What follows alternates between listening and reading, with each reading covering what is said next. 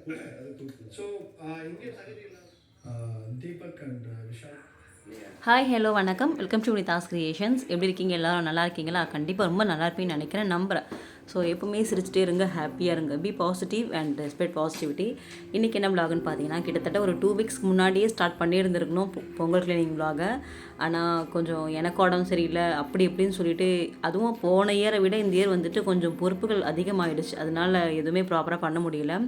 எப்படியாவது நம்ம என்ன தான் அடிக்கடிக்கு க்ளீன் பண்ணினாலும் இந்த பொங்கல், தீபாவளி, இந்த மாதிரி ஆயுத பூஜை இதுக்கு நம்ம தனியாக க்ளீன் பண்ணால் தானே வீடே வந்துட்டு அந்த க்ளீனிங் வைப் நமக்கு கிடைக்கும் அப்படின்ற மாதிரி ஒரு ஃபீல் இருக்கும் இல்லையா எல்லாருக்குமே. ஸோ நீங்கள் சொல்லுங்கள், உங்கள் வீட்டில் க்ளீனிங்லாம் பண்ணியாச்சா, ஃபினிஷ் பண்ணியாச்சா, எந்த அளவுக்கு போயிட்டுருக்கு, என்ன மாதிரி பிளான் பண்ணியிருக்கீங்க அப்படின்னு கீழே வந்துட்டு கமெண்ட்டை ஷேர் பண்ணிக்கோங்க. ஸோ நான் வந்துட்டு எப்போ தெரியுமா ஸ்டார்ட் பண்ணியிருந்தேன்? புதன்கிழமை தான். ஏன்னா எனக்கு பெருசாக பூஜை பண்ணுற அன்னைக்கு வேலை இல்லை, ஏன்னா பூஜை பண்ணக்கூடாது அந்த மாதிரி சுச்சுவேஷன் ஆகிடுச்சு. அதனால சரி க்ளீனாவது பண்ணும் அப்படின்னு சொல்லிட்டு க்ளீன் தான் பண்ணிகிட்டு இருந்தேன். டஸ்ட் பண்ணிவிட்டு அதுக்கப்புறம் சும்மா லைட்டாக வந்துட்டு நம்ம பண்ணிக்கலாம், ரொம்ப எடுத்து போட்டுலாம் செய்ய தேவையில்லை அப்படின்ற மாதிரி தான் நான் பிளான் பண்ணிகிட்டு இருந்தேன். வெட்னஸ்டே பசங்களை காலையில் ஸ்கூலுக்குலாம் அனுப்பிட்டு ஒரு 12 போல் ஸ்டார்ட் பண்ணியிருந்தேன். ஹஸ்பண்டுமே நைட்டு தான் வர மாதிரி பிளான் இருந்தது. ஸோ அன்றைக்கி பெருசாக எதுவும் டின்னரில் லஞ்ச் எதுவுமே செய்யலை.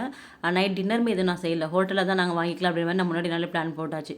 அதனால் ஒரு 12 போல் ஸ்டார்ட் பண்ணியிருந்தேன் க்ளீனிங்கை. ஃபஸ்ட்டு முதல் வேலையாக முன்னாடி நாள் க்ளீன் பண்ணேன். அதுக்கப்புறம் துவைச்ச துணி எல்லாமே அதிகமாக இருந்தது, அதெல்லாம் மடித்து வச்சிடலாம் சொல்லிட்டு டிவியில் எப்போவுமே படம் பார்க்குறத விட பாட்டு போட்டுட்டு வேலைலாம் செய்யும்போது கட ஆகிற மாதிரி எனக்கு ஃபீல் இருக்கும்.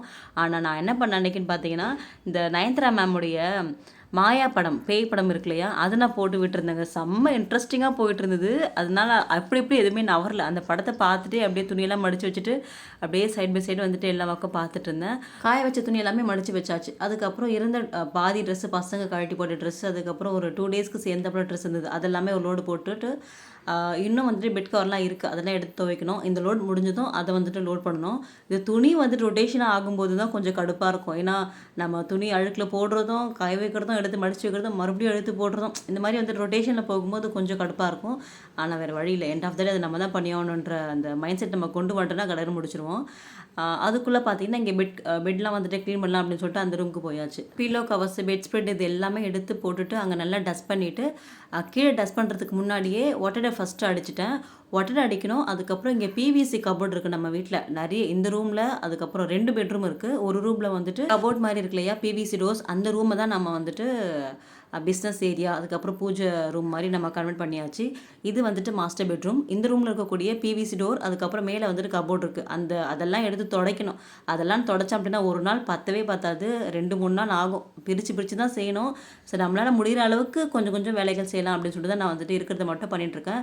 விண்டோஸை வந்துட்டு நல்லா அதை ஓப்பன் பண்ணிவிட்டு அதுக்கப்புறம் இருந்த அங்கே டஸ்ட் எல்லாமே தட்டிட்டு பாயெல்லாம் நல்லா தட்டி உதறி வந்துட்டு அங்கே போட்டாச்சு. அதுக்கப்புறம் மேலே ஃபுல்லாக ஒட்டடை அடிச்சுட்டு அப்போ டைம் 4 தான் ஆயிருந்தது. பட் உங்களுக்கு பாருங்கள், வெளியில் நல்லா இருட்டிடுச்சு, மழை வர மாதிரி நல்லா இருட்டிடுச்சு. அதுக்கப்புறம் மறுபடியும் வெளிச்சம் வந்துடுச்சு. அங்கே அந்த விண்டோஸ் எல்லாமே நல்லா தொடப்பத்தை வச்சு டஸ்ட்லாம் பண்ணிவிட்டு பின்னாடி விண்டோஸ்க்கு பின்னாடி கண்ணாடி இருக்கக்கூடிய டஸ்ட் எல்லாமே நல்லா தட்டிட்டு அதுக்கப்புறம் அந்த ரூமில் ஃபுல்லாக டஸ்ட்லாம் பண்ணிவிட்டு ஃபேனில் இருக்கிற டஸ்ட்லாம் தொடச்சாச்சு. அந்த ஒரு தொடப்பத்தை வச்சு ஃபுல்லாக டஸ்ட் பண்ணிவிட்டேன். அவங்க சொல்லிட்டு போனாங்க, எந்த க்ளீனிங்கில் எதுவும் பண்ணாத, ரெஸ்ட்டு, அதுக்கப்புறம் பார்த்துக்கலாம், பொங்கலுக்கு க்ளீன் பண்ணியே ஆகணும், அவசியம்லாம் ஒன்றும் கிடையாது அப்படின்ற மாதிரி சொல்லிட்டு இருந்தாங்க. இருந்தாலும் நமக்கு கொஞ்சம் க்ளீன் பண்ணால் தான் நல்லாயிருக்கும், பொங்கல் செலிப்ரேட்லாம் பண்ணும்போது கொஞ்சம் நல்லாயிருக்கும் அப்படின்ற மாதிரி நான் தான் எடுத்து பண்ணிட்டு இருந்தேன். வீடு க்ளீனிங்லாம் நமக்கு பார்ப்பட்டாக செஞ்சால் தானே வேலை ஓடும். பட் நமக்கு ஒரு ஃபீல் என்னென்னா, எனக்கு நான் சொல்கிறது, டஸ்ட் பண்ணி உடனே அடித்து வீடு நல்லா பெருக்கி தொடச்சி மாப் பண்ணி விட்டாலே வீடு வந்து நல்லா ரெஃப்ரெஷ் ஆகும் அப்படின்ற மாதிரி எனக்கு ஒரு ஃபீல் இருக்குது. அதனால் மோஸ்ட்லி பெருக்கும் போதே நம்ம அங்கங்கே வந்துட்டு இருக்கிற நம்ம கண் முன்னாடி பார்ப்போம் இல்லையா, அப்போ உடனே வந்து நம்ம தட்டி விட்டுக்கலாம். ஸோ மெயினாக எனக்கு வந்துட்டு இங்கே ஃபுல்லாக ஓப்பன் பிளேசஸ், பெட்ரூம்லேயும் சரி, அந்த ரூம்லேயும் சரி, ஹால்லேயும் சரி, கிச்சனும் சரி, ஃபுல்லாக ஓப்பனாக இருக்கிறதுனால நிறைய டஸ்ட் என்ன தான் பண்ணினாலும் டஸ்ட்டு சேர்ந்துட்டே இருக்கும். நம்ம அடிக்கடிக்கு உடனே அடிக்கிற மாதிரியே தான் இருக்கும்.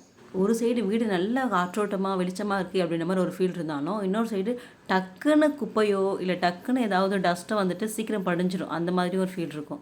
ஃபீல்லாம் இல்லைங்க, அந்த மாதிரி தான் டக்கு டக்குன்னு எல்லாமே ஆகிடும். நம்ம வந்துட்டு எப்பவும் போல் அந்த ரொட்டீனை நம்ம விடாமல் பண்ணிகிட்டே இருக்கும்போது தான் நமக்கு மற்ற வேலைகளை நம்ம என்ன தான் கான்சன்ட்ரேட் பண்ணினாலும் வீடும் கொஞ்சம் நல்லா நீட்டாக இருக்கிற மாதிரி இருக்கும்.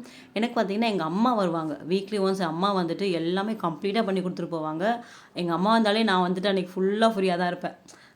அது என்னவோ தெரியல, எங்கள் அம்மா வந்தாங்கன்னா நான் வேலையே செய்ய மாட்டேன். ஃபுல்லாக நான் மாட்டுன்னு டீ போட்டு கொடுத்துட்டே இருப்பாங்க, சாப்பாடு செஞ்சுட்டு கொடுத்துட்டே இருப்பாங்க. அதை சாப்பிட்டுட்டு டீயை குடிச்சிட்டு அப்படியே தான் இருப்பேன். எங்கள் அம்மா எல்லா வேலையும் பண்ணி கொடுத்துட்டு போவாங்க. சமையல்லேருந்து காரக்குழம்பு ஏதாவது வச்சு கொடுத்துட்டா ஒரு 2 டேஸ்க்கு அது வந்துட்டு அப்படியே இருக்கும். அந்த மாதிரி அவங்க இல்லாத போது நம்ம தானே பண்ணி ஆகணும் அப்படின்ற மாதிரி ஆகும்.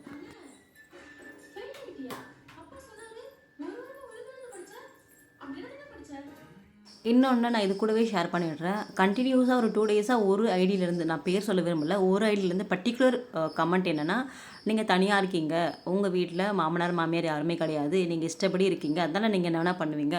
நாங்கள் அப்படி கிடையாது, எங்கள் மாமனார் இருக்காங்க, மாமியார் இருக்காங்க, நாத்தனார் இருக்காங்க, அதனால் எங்களை வந்துட்டு கேள்வி கேட்பாங்க, ஏன் இது செய்யலை, ஏன் இது பண்ணல அப்படின்னு கேள்வி கேட்பாங்க, அதனால் நான் வந்துட்டு செய்யாமல் இருக்கேன் அப்படின்னு சொல்கிறாங்க. இது நீங்கள் யோசிச்சு பாருங்களேன், இது எந்த வகையில் நியாயமாக இருக்குன்னு நீங்கள் யோசிச்சு பாருங்களேன். வீட்டில் யாருமே இல்லைன்றதுனால நான் எல்லாமே செய்கிறேனாமா, அவங்க வீட்டில் எல்லாரும் இருக்காங்கன்றதுனால அவங்க எதுவும் செய்யாமல் இருக்காங்களாமா. இது அப்படி தலைகீழாக இல்லை. இந்த ஒரு இது வந்துட்டு எப்படி கொஞ்சம் முரண்பாடாக இருக்கிற மாதிரி தானே இருக்குது. யாருமே இல்லாத வீட்டில் தான் எதுவுமே நடக்காது. ஏன்னா கேள்வி கேட்க ஆள் இல்லை, நம்ம இஷ்டப்படி என்ன வேணால் இருக்கலாம் அப்படின்ற மாதிரி கேள்வி கேட்க ஆள் இல்லாமல் இருக்கிறதுனால தான் எப்படி வேணால் இருப்பாங்க.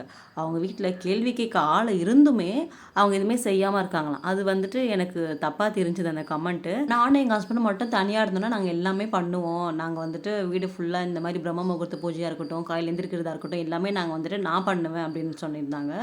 இந்த கமெண்ட்டுக்கு நீங்கள் என்ன நினைக்கிறீங்க? உங்கள் பதிலை வந்துட்டு எனக்கு கீழே கமெண்ட்டில் ஷேர் பண்ணிக்கோங்க. நான் நினைக்கிறது என்னென்னா, இப்போ தனியாக இருந்து நீங்கள் செய்கிறேன்னு சொல்கிறீங்க, கேள்வி கேட்கக்கூடிய மாமியார், நாத்தனார், மாமனார் இவங்கெல்லாம் கூட இருந்து உங்களை கேள்வி கேட்குற அளவுக்கு ஆளுங்க இருக்காங்க. அப்படி இருந்து உங்களால் செய்ய முடியாததை தனியாக இருந்தால் நீங்கள் செய்வீங்கன்றது எந்த வகையில் இதுவாகும் சொல்லுங்கள்? எல்லோரும் இருக்கும்போது செஞ்சால் தான் அது வந்துட்டு ஒரு நல்ல ஒரு புரிதல் கொடுக்கும். அவங்களுக்கும் பரவாயில்ல, நம்ம மருமக வந்துட்டு நல்லா இதெல்லாம் பண்ணுறாங்க அப்படின்ற மாதிரி நம்ம மேலே ஒரு நம்பிக்கை அவங்களுக்கு வரும். யாருமே இல்லாத போது தான் நான் செய்வேன் அப்படின்போது, அப்போ நீங்கள் யாருக்கு செஞ்சு என்ன பிரயோஜனம்? எல்லாரும் இருந்தால் நீங்கள் செய்ய மாட்டீங்க, தனியாக இருந்து எப்படி செஞ்சுருவீங்க? அதுதான் என்னுடைய கேள்வி. நம்மளால் ஒரு விஷயம் செய்ய முடியல அப்படின்னா உடனே மற்றவங்கள பழி போடுறது, இவங்களால தான் நான் பண்ண முடியல, இவங்களால தான் செய்யலை அப்படின்னு மற்றவங்கள நம்ம பழி போடுறது, அதை நம்ம பண்ணவே கூடாது.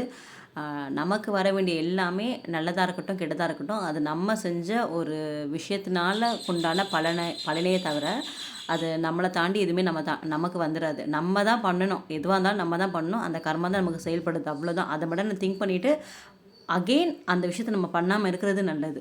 இன்னொன்று, இப்போ ரொம்ப ஜாயின்ட் ஃபேமிலியாக இருக்கீங்க, வீட்டில் வந்துட்டு நிறைய சொந்த பந்தங்கள் இருக்காங்க, ஒரே குடும்பமாக இருக்கீங்க அப்படின்னா நீங்கள் அங்கே தனியாக தெரியணும். உங்களை வந்துட்டு நம்ம அந்த மாதிரி நம்மளை யாராவது நல்லவங்களா நினைக்கணும், நம்ம அப்படி இருக்கக்கூடாது. பட் சில விஷயங்கள், சில லைஃப் ஸ்டைல் நீங்கள் உங்கள் வாழ்க்கையில் கொண்டு போகும்போது அது உங்கள் மேலே இருக்கக்கூடிய பார்வை மற்றவங்க வந்துட்டு நல்ல விதமாக பார்ப்பாங்க. ஆஹா சூப்பராக இருக்கே அப்படின்ற மாதிரி நம்மளை வந்துட்டு அவங்க ஒரு நல்ல விதமாக நினைக்கணும்னா நீங்கள் சில விஷயங்கள் மாற்றி தான் ஆகணும். உங்கள் லைஃப் ஸ்டைலில் வந்துட்டு சில விதமாக நீங்கள் மாற்றணும்.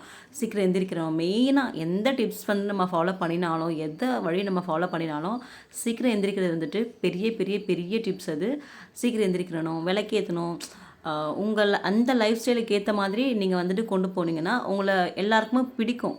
யாருக்கு பிடிக்குதோ இல்லையோங்க, நம்ம கணவருக்கு நம்மளை பிடிக்கும் இந்த மாதிரி இருக்கிறது. ஸோ அவருக்காவது நம்ம வந்துட்டு சில விஷயங்கள் நம்ம மாற்றி பண்ணி தானே ஆகணும். நம்ம இந்த இந்த ஜென்மத்தில் நம்ம லைஃப் வந்துட்டு அவங்கக்கிட்ட தான் ஆயிடுச்சு.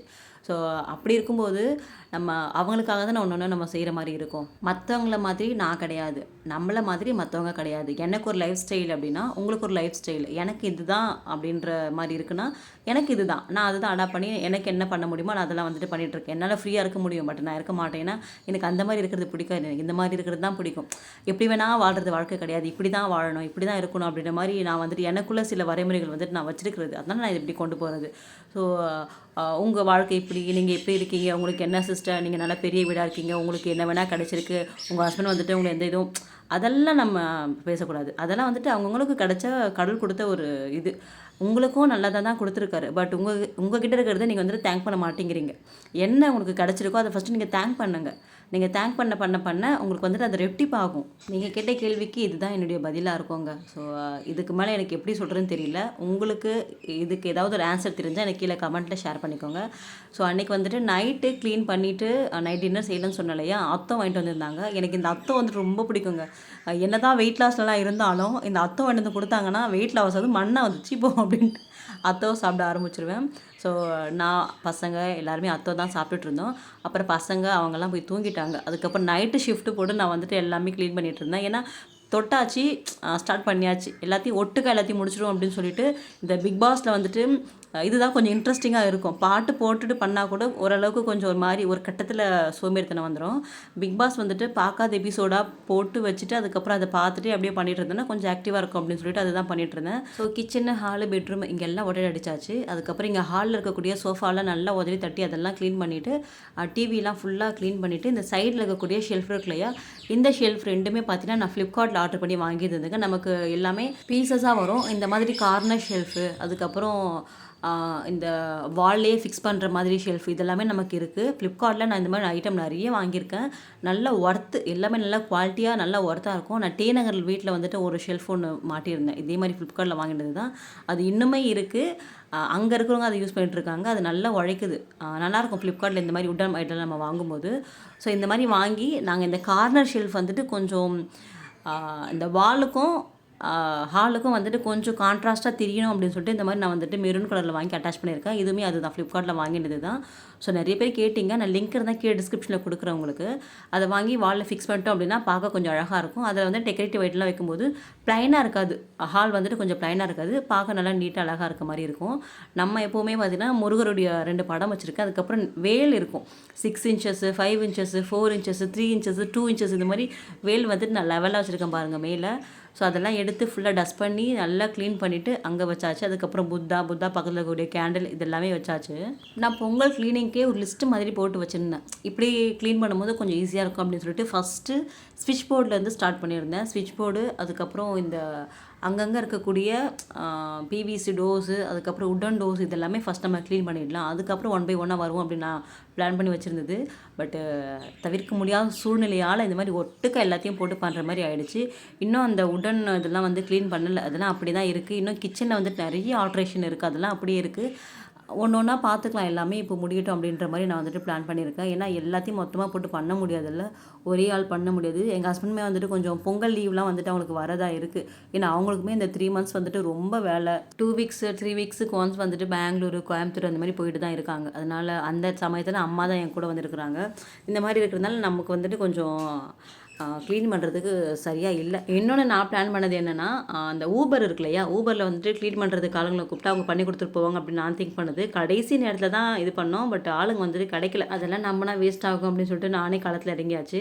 ஸோ ஓரளவுக்கு எல்லாத்தையும் க்ளீன் பண்ணி அரேஞ்ச் பண்ணி வச்சாச்சு. அப்புறம் ஹாலில் வந்துட்டு அந்த ஸ்தல விருட்சம் மரம் இருக்கு இல்லையா, அது வந்துட்டு ஸ்டிக்கரான்னு கேட்குறீங்க. அது ஸ்டிக்கர் கிடையாதுங்க, பெயிண்டிங். அது நம்ம பெயிண்ட் பண்ணியிருந்தோம். எனக்கு வந்து இந்த ஸ்தல விருட்ச மரம் ஒரு இண்டிவிஜுவல் வீடு வாங்கணும் அப்படின்னா இந்த மரம் வந்துட்டு என்ட்ரன்ஸில் வரைஞ்சி வைக்கணும். 3Dயில் வரைவாங்களே, அதுமாதிரி 3Dயில் வரைஞ்சி வைக்கணும் அப்படின்னு எனக்கு ரொம்ப நாள் ஆசை.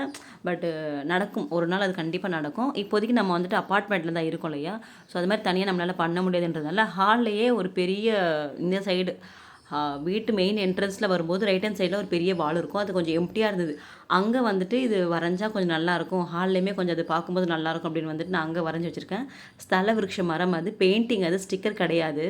பட் இப்போ நிறைய அது வந்துட்டு நமக்கு அந்த ஸ்டிக்கர்ஸ் மாதிரி, அதுக்கப்புறம் 3D எஃபெக்டில் இருக்கக்கூடிய ஒரு ஸ்டாண்ட் மாதிரிலாம் கிடைக்குது. அது நிறைய கடைகளில் கிடைக்குது, நீங்கள் சர்ச் பண்ணி பாருங்கள். ஸோ மேலே ஃபுல்லாக ஃபேன் எல்லாமே டஸ்ட் பண்ணி உடனே ஃபுல்லாக அடித்து எல்லாத்தையும் க்ளீன் பண்ணி வச்சாச்சு. இப்போ கீழ் பகுதி தான். கீழே வந்துட்டு இந்த டிவி ஸ்டாண்டு, இது நாங்கள் வந்துட்டு இங்கே பொருள் சரவணா ஸ்டோரில் வாங்கினது.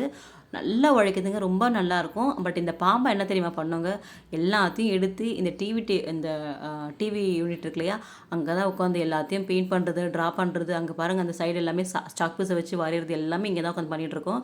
அங்கே நான் அடிக்கடிக்கு எடுத்து க்ளீன் பண்ண பாப்பா வந்துட்டு மறுபடியும் அதே மாதிரி தான் பண்ணுவாங்க. ஸோ எல்லாத்தையும் எடுத்து அந்த ட்ராயரில் போட்டுட்டு அங்கே ஃபுல்லாக டஸ்ட் பண்ணி க்ளீன் பண்ணியாச்சு. இந்த டஸ்டர் வந்துட்டு நான் சரவணா ஸ்டோரில் வாங்கினது, அதுக்கு லிங்க் கிடையாது. லாஸ்ட்டாக நான் ஷார்ட்ஸை போடும்போது நிறைய பேர் கேட்டிருந்தீங்க. ஸோ அது வந்துட்டு இங்கே லோக்கல் ஷாப்பில் வாங்கினது தான். ஆனால் இப்போ மீஷோவில் நிறைய க்ளீனிங் ஐட்டம்ஸு, நிறைய இந்த மாதிரி டஸ்டரு, ஹேண்ட் க்ளவுஸஸ் எல்லாமே நமக்கு டிஃப்ரெண்ட்டாக கிடைக்குது. க்ளீனிங் ஐட்டம்ஸ் நீங்கள் மீஷோவில் போட்டாலே அவ்வளோ வந்து நமக்கு கிடைக்குதுங்க, நிறைய வருது.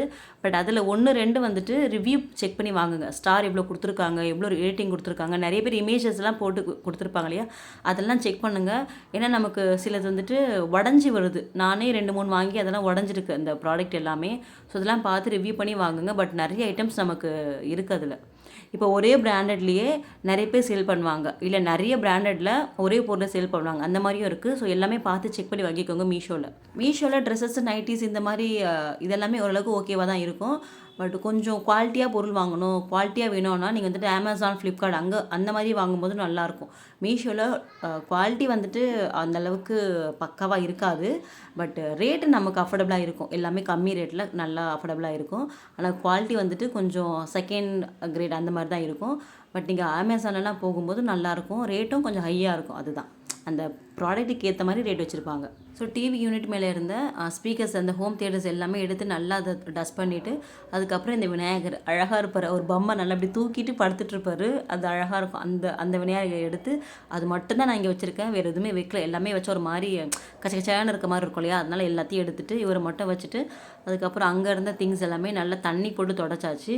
இதெல்லாம் நம்ம கொஞ்சம் எண்ணெய் விட்டு துடைக்கும் போது நல்லாயிருக்கும். ஆனால் நான் சும்மா அப்படியே தண்ணி போட்டு தான் டஸ்ட் பண்ணி விட்டேன், இன்னும் ப்ராப்பர் க்ளீனிங் பண்ணலை. இது வந்துட்டு சும்மா லைட்டாக டஸ்ட் பண்ணோம்ல, எப்பவும் போல் பண்ணுற மாதிரி தான் பண்ணிகிட்ருக்கேன். ஸோ அடுத்தடுத்து நிறைய வீடியோஸ், நிறைய இன்ஃபர்மேஷன்ஸ், அதுக்கப்புறம் யூஸ்ஃபுல்லான வீடியோஸ் வந்துட்டு உங்களுக்கு வரதான் போகுது. கண்டிப்பாக அதெல்லாம் பார்க்கணுன்னா சேனலை மறக்காமல் சப்ஸ்கிரைப் பண்ணிக்கோங்க. இவ்வளோ தூரம் வீடியோவை பொறுமையாக பார்த்தமைக்கு ரொம்ப நன்றிகள். உங்களுக்கு தெரிஞ்ச அந்த கமெண்ட்ஸுக்கு பதில், அதுக்கப்புறம் சில ஐடியாஸ்லாம் இருக்குல்லையே, அதெல்லாம் கீழே கமெண்ட்டில் ஷேர் பண்ணிக்கோங்க, நானும் படிக்கிறேன். ஸோ சேனலை மறக்காமல் லைக் பண்ணிவிட்டு சப்ஸ்கிரைப் பண்ணிக்கோங்க. தேங்க்யூ ஃப்ரெண்ட்ஸ், பாய்.